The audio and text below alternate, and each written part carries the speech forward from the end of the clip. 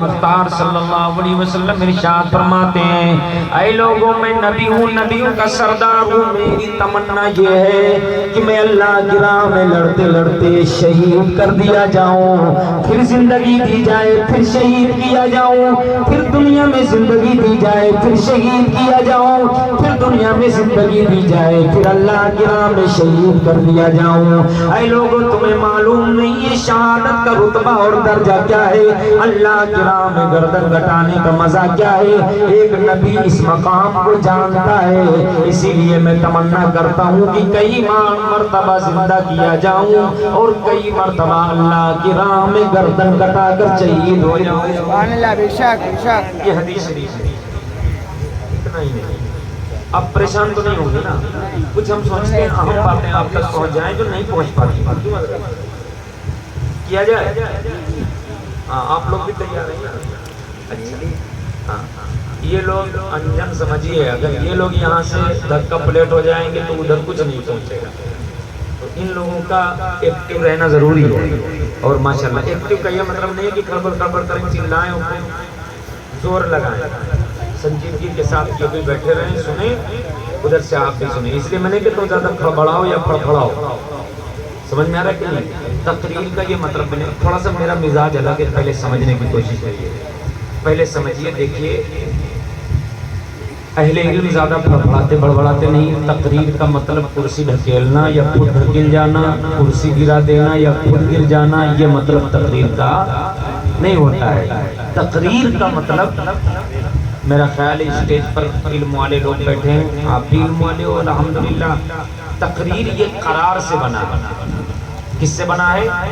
قرار سے۔ عربی زبان میں قرار اس کا مادہ اشتقاق ہے۔ قرار کا مطلب یہ ہوتا ہے کسی چیز کا قرار پانا، یعنی کسی چیز کا کسی جگہ پر جا کر ٹھہر جانا، لگ جانا۔ اور اللہ نے قرآن میں فرمایا ثم جعلناه نطفة في قرار مكين، ہم نے انسان کو پانی کے چند بوند یعنی نطفہ بنا کر اس کو ماں کے پیٹ میں قرار دیا، یعنی ماں کے پیٹ میں ٹھہرا دیا۔ اسی سے استقرار حمل آتا ہے، حمل ٹھہر جانا۔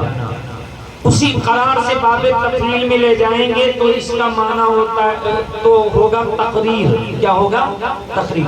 قرار ہی سے استقرار بنا، قرار ہی سے تقریر بنا۔ استقرار کا مطلب ہوتا ہے ٹھہر جانا، تقریر کا مطلب ہوتا ہے کسی چیز کو ٹھہرا دینا، کسی چیز کو جما دینا، کسی چیز کو بٹھا دینا، کسی چیز کو ثابت کر دینا۔ اور تقریر کا اصطلاح شریعت میں معنی یہ ہے کہ اللہ اور اس کے رسول کے پیغام کو غلامان مصطفیٰ کے سینوں میں اتنا مضبوط بٹھا دینا کہ دوبارہ نکلنے نہ پائے۔ دوبارہ سب لوگ بولو، دوبارہ نکلنے نہ پائے۔ اور ہمیں اگر دھک دھک دھک دھک کھپ کھپ کھپ کھپ کھپ کھپ کھپ کھپ کریں گے تو میں کچھ سمجھن میں نہیں آئے گا، تو یہ تقریر کا مطلب نہیں ہوتا۔ خوب اچھی طرح سمجھنے کی کوشش کریے۔ علماء کی ذمہ داری ہوتی ہے، وہ نائب رسول ہوتے ہیں، ان کی ذمہ داری یہ ہے کہ غلامان مصطفیٰ تک مصطفیٰ کی صحیح باتیں پہنچائیں۔ سمجھ پا رہے ہو کہ نہیں؟ میرے سرکار آمنہ کے لال صلی اللہ علیہ وسلم ہر گوشے کے لیے آپ نے رہنمائی چھوڑی ہے۔ کچھ لوگ یہاں آتے ہیں تو بھاری بھاری الفاظ کہہ کر کے بیچاری عوام جو الف بے بھی نہیں پڑھی ہے، الف لام لٹھا نہ جانے، وہ کیا جانے بھاری بھاری جملے۔ کاش حضور کی سنت پر ہم اور تم دونوں عمل کریں تو حضور نے ہر معاملے میں ہمیں روشنی عطا فرمائی ہے۔ سمجھ پا رہے ہو؟ اب برا نہ مانیے گا، میں تھوڑا سا بے باک آدمی ہوں، ہم لوگ اگر سدھر جائیں تو آپ جلدی سدھر جاؤ گے۔ ہمارے یہاں کیا ہونے لگا، لوگ چترویدی زیادہ بننے لگے، ایک ایک گھنٹہ لوگوں کا ٹائم کھپاتے ہیں، انہیں کچھ سمجھ میں نہیں آتا، یہ قتل اوقات کرتے ہیں، ان کے پیسوں کی فضول خرچیاں 20-30 ہزار کے موٹے لفافے لے کر کے قوم کا قتل عام کرتے ہیں، ان تک حضور کا پیغام نہیں پہنچتا۔ میں کسی پر طنز نہیں کرتا، ٹارگٹ نہیں کرتا، مگر عالم دین ہونے کی حیثیت سے میرے مصطفیٰ کی شریعت کا جہاں بھی کھنڈن ہوگا تو ہم کربلا والے ہیں۔ میرے آقا امام حسین نے کربلا میں شریعت کے جھنڈے کو سرنگوں نہیں ہونے دیا ہے، تو ہم اہل سنت و جماعت سچے حسینی ہیں۔ اللہ نے چاہا تو شریعت کا قتل نہیں ہونے دیں گے۔ پوری توجہ کے ساتھ سننے کی کوشش کریے گا۔ دیکھو میرے سرکار نے کیا فرمایا کہ بات کیسے کرنی چاہیے، خطاب کیسے کرنا چاہیے، لوگوں سے کلام کیسے کرنا چاہیے۔ حدیث میں میرے سرکار نے ارشاد فرمایا کلم الناس علی قدر عقولہم، تمہارے سامنے سامعین جیسے بیٹھے ہوں، تمہارے سامنے جیسے لوگ جس قدر عقل والے لوگ بیٹھے ہوں، جتنی سمجھ والے لوگ بیٹھے ہوں، انہی کی عقل، انہی کی فہم، انہی کی سمجھ کے اعتبار سے گفتگو کیا کرو۔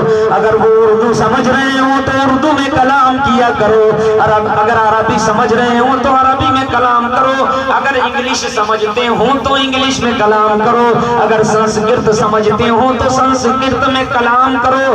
اگر وہ اردو سمجھتے ہیں اور تم انگلش میں کلام کرتے ہو، سنسکرت میں کلام کرتے ہو، تو یہ آداب گفتگو کے خلاف ہے اور مصطفیٰ کے فرمان کے خلاف ہے۔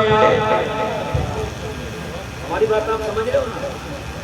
بہت سنجیدگی کے ساتھ خالی ذہن ہو کر کے اپنے ذہن میں کسی مولانا صاحب کی تصویر نہ لائیے گا، یوں سمجھیے ہم جو بتا رہے ہیں وہ حضور کا فرمان ہے۔ ذرا بولیں نا یا سبحان اللہ۔ حضور سے آگے تو کوئی نہیں نا، حضور کے فرمان سے بڑا تو کوئی نہیں ہے، تو جو حضور کا فرمان ہے وہ غلام مصطفیٰ تک پہنچایا جائے گا، چاہے گردن کٹ جائے۔ کربلا والوں نے سکھایا ہے، مگر امت تک حضور کا پیغام پہنچانا ضروری ہوتا ہے۔ سمجھ پا رہے ہو؟ یہ باتیں اگر آپ سمجھو گے تو معاشرہ سدھرے گا انشاءاللہ۔ بولیے نا انشاءاللہ۔ اب آپ ہی لوگ برا نہ مانیے گا، آپ ہی لوگ یوٹیوب دیکھ کر کے سوچتے ہو کہ کون زیادہ دہاڑتا ہے، کون زیادہ چلاتا ہے، کون کرسی دھکیلتا ہے، اس کو بلاؤ۔ آپ یہ نہیں دیکھتے ہو کہ علمی لیول کیا ہے، وہ اللہ اور رسول کی باتیں بھی بتا پائے گا یا نہیں، وہ قرآن اور حدیث بھی سنا پائے گا یا نہیں، خود اس کا ناظرہ قرآن صحیح ہے یا نہیں، وہ تجوید کے ساتھ پڑھ پاتا ہے قرآن یا نہیں، یہ آپ نہیں دیکھتے ہو۔ میرے عزیزو یہ دیکھا کرو، جو خود ہی دین نہ جانتا ہو وہ آپ کو دین کیا پہنچائے گا، آپ کو دین کیا سمجھائے گا، جو خود دین جانتا ہوگا وہ آپ کو رسول اللہ کا دین پہنچائے گا۔ اچھا ایک حدیث آپ نے سنی کہ حضور نے شہادت کو پسند فرمایا۔ آپ فرماتے ہیں میری تمنا یہ ہے کہ اللہ کی راہ میں قتل کیا جاؤں، پھر زندہ کیا جاؤں، پھر قتل کیا جاؤں، پھر زندہ کیا جاؤں، پھر قتل کیا جاؤں، پھر زندہ کیا جاؤں، پھر قتل کیا جاؤں۔ میرے نبی تین مرتبہ تمنا کرتے ہیں کہ 3 مرتبہ زندہ کیا جاؤں، 3 مرتبہ قتل کیا جاؤں۔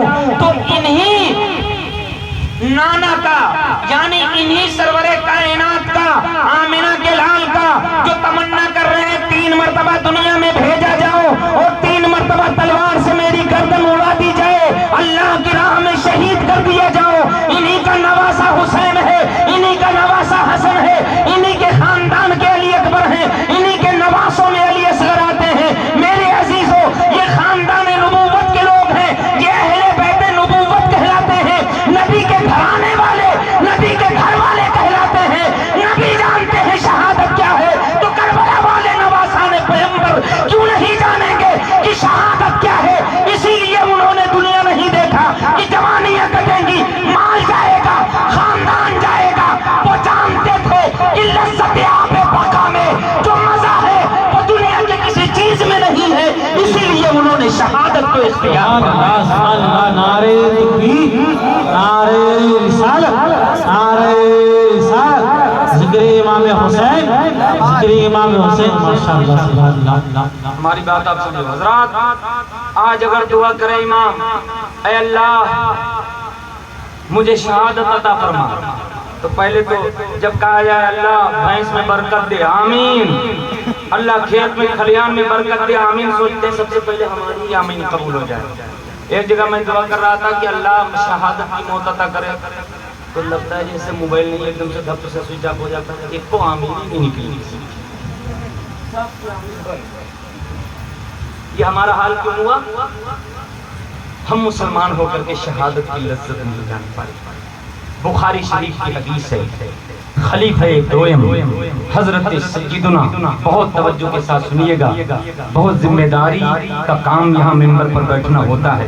بخاری شریف کی حدیث ہے اور حدیث کی سینکڑوں کتابوں میں یہ روایت موجود ہے۔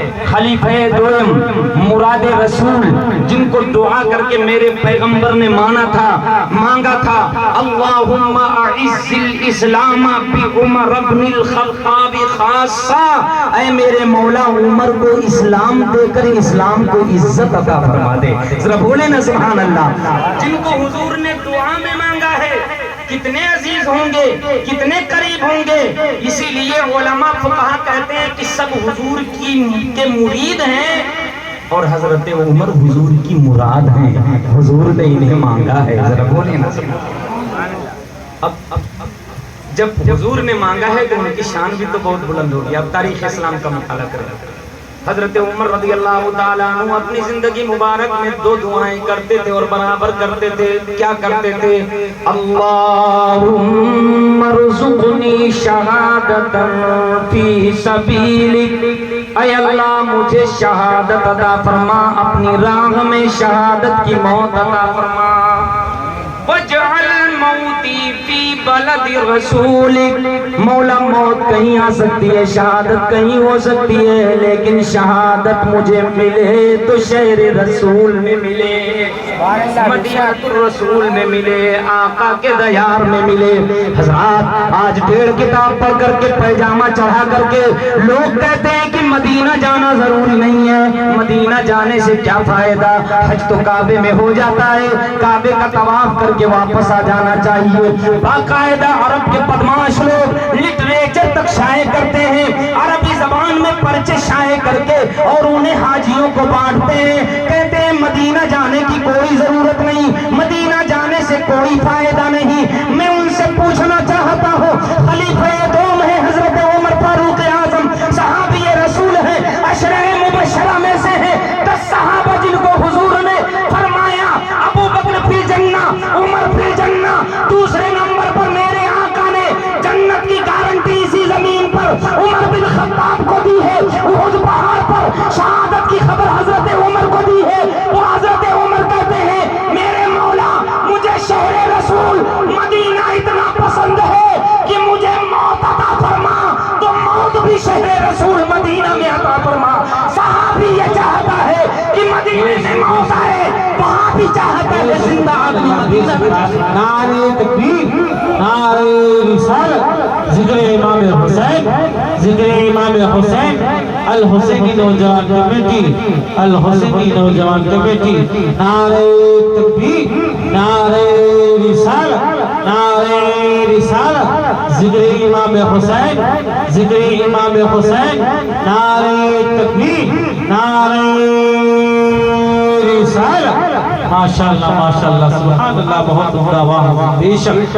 بیٹھ جائے، یہ سن لیجئے، بس یہی سب سے بڑا نذرانہ ہے۔ میں سبھی حضرات سے ملتمس ہوں کہ جن کو نذرانہ دینا ہے نیچے ہو کر کے ایسے ہی ڈال دیں، حضرات سے ملاقات کرنے کے لیے، کیونکہ وقت ضائع ہو رہا ہے جو آپ لوگ بیچ میں روکتے ہیں۔ ایک کام کریے، اب آپ بیٹھ آپ کو نذرانہ دینا ہے، یہی یہاں مسجد کی نہیں ہے،